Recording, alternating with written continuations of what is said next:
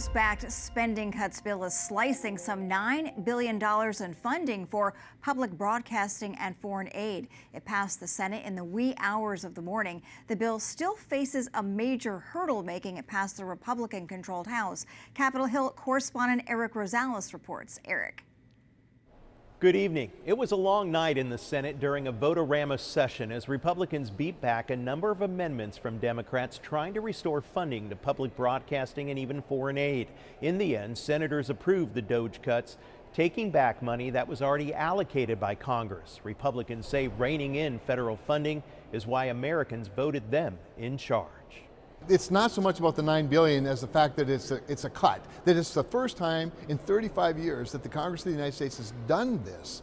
And we need to get in the groove of saving money rather than just spending money. They are hiding behind this recession package. It is nothing about saving money for people. It is about Republicans continuing to take away services from Americans, services that are needed by everyone across the country. Prior to the vote, Senator Tim Kaine, a Democrat from Virginia, spoke about the funding being wiped out for Catholic organizations and other religious groups who help resettle refugees in America. Catholic Charities has laid off all kinds of staff.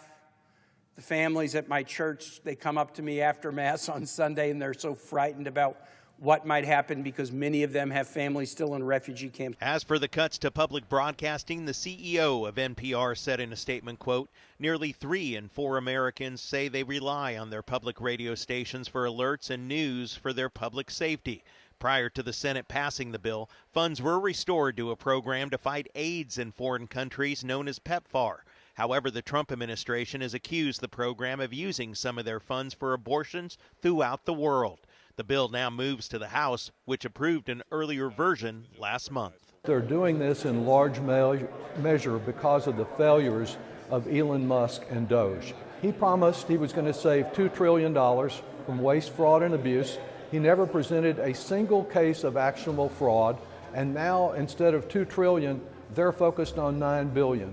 A vote in the U.S. House on the bill is expected later tonight, but it must be passed by Friday or else the money must be spent. At the Capitol, Erik Rosales, EWTN News Nightly.